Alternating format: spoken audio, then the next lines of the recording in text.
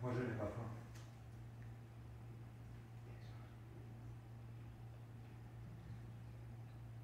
Vous mangez comme un oiseau. Vous êtes expert? Pas tellement. Et puis l'expression manger comme un oiseau est en réalité une erreur. Parce que les oiseaux mangent énormément. Mais en réalité, les oiseaux ne m'intéressent pas tellement. Ma passion à moi, c'est de les empailler. Je crois que si je choisis essentiellement les oiseaux, c'est parce que j'ai horreur des autres bêtes quand elles sont empaillées. Certaines personnes empaillent des chiens, des chats, et moi je suis contre.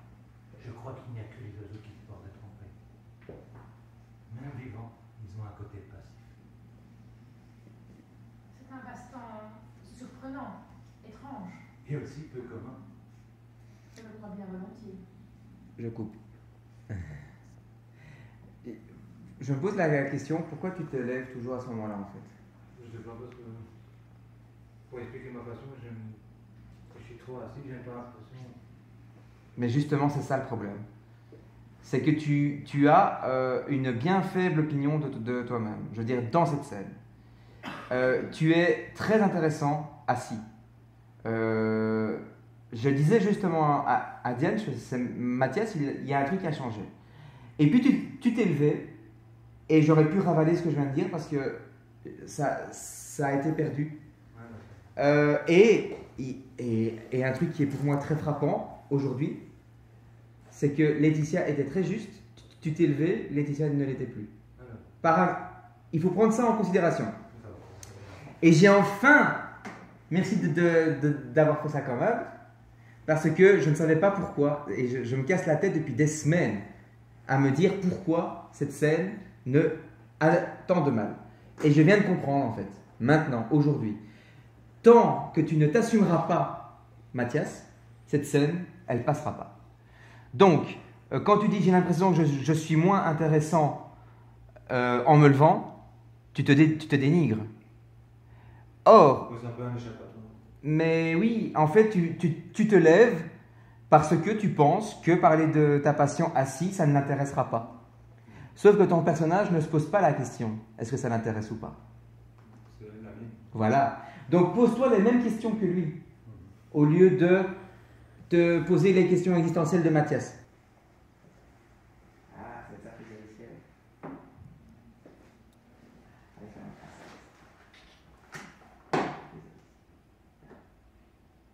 Merci. Vous êtes bien aimable. Mais tout est pour vous. Moi, je n'ai pas fait.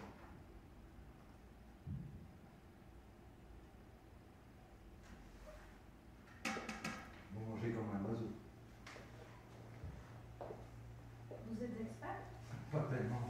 Et puis l'expression manger comme un oiseau est en réalité une erreur. Parce que les oiseaux mangent énormément. Mais en réalité, les oiseaux ne m'intéressent pas. Ma passion à moi, c'est de les empailler.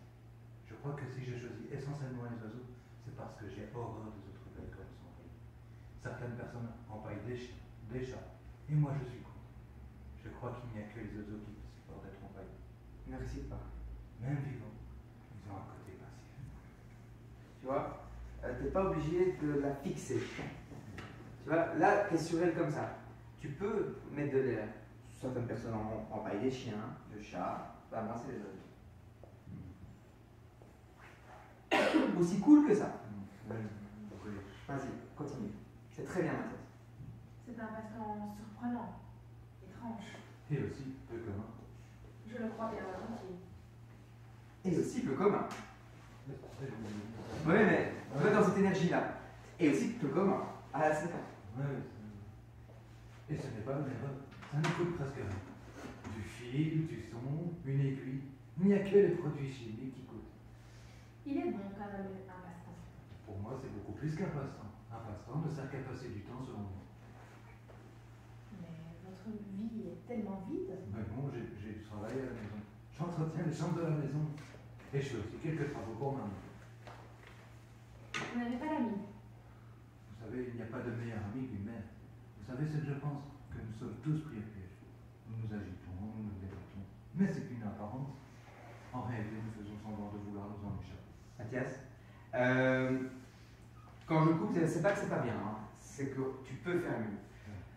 Est-ce que tu t'écoutes parler?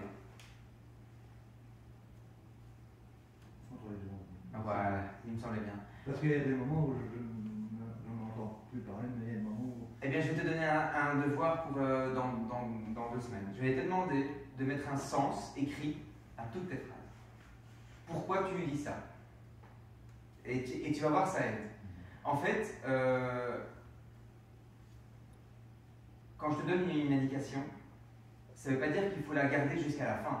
Ça veut dire que c'est l'indication pour se donner ta passion, effectivement, la joie, la joie de vivre. Après, ta mère, c'est pas ta passion. Donc du coup, elle touche à l'intime. Ça m'étonnerait que tu restes dans la même énergie. Ça touche à l'intime. Comment Mathias réagit quand on veut lui toucher à l'intime? Je suis plus effacé. Réfléchis-y et tu le reproduiras. Ensuite, il y a des phrases vachement philosophiques dans ce que tu dis. Et pourtant, tu les lâches comme si tu lisais un Bobé Bobette. Marque des temps, ça va donner de la richesse.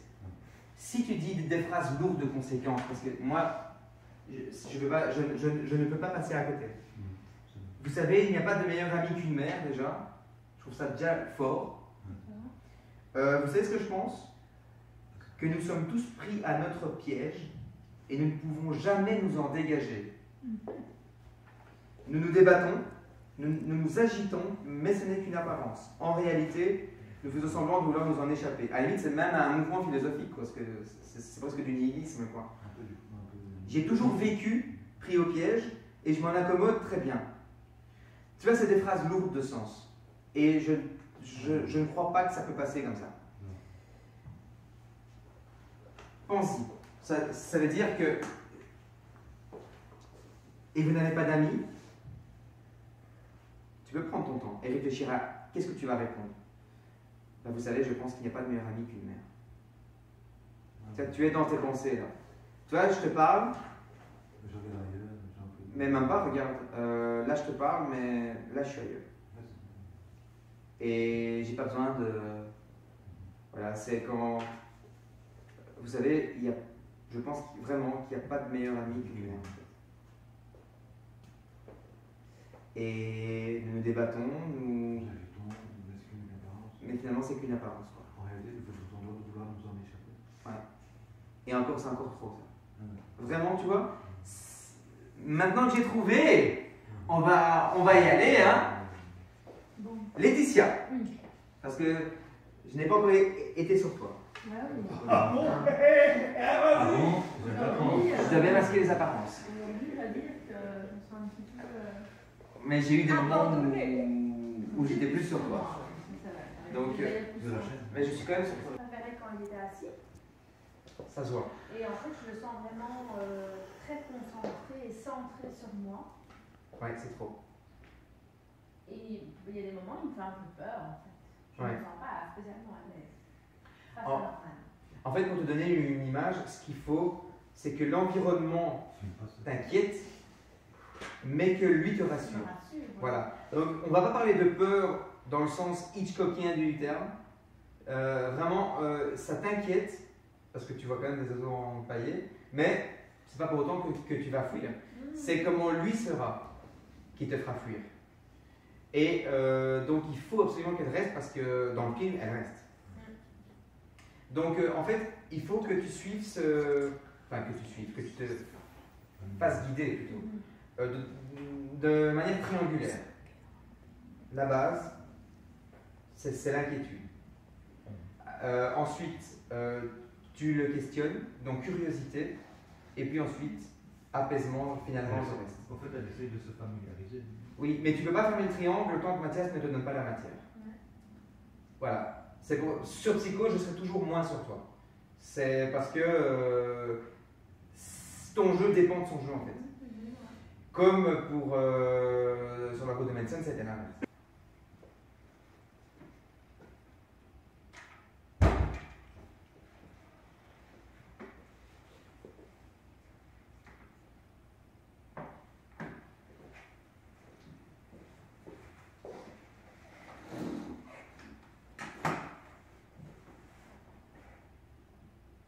Merci.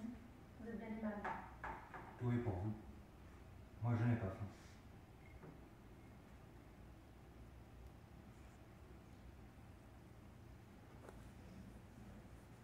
Vous mangez comme un oiseau.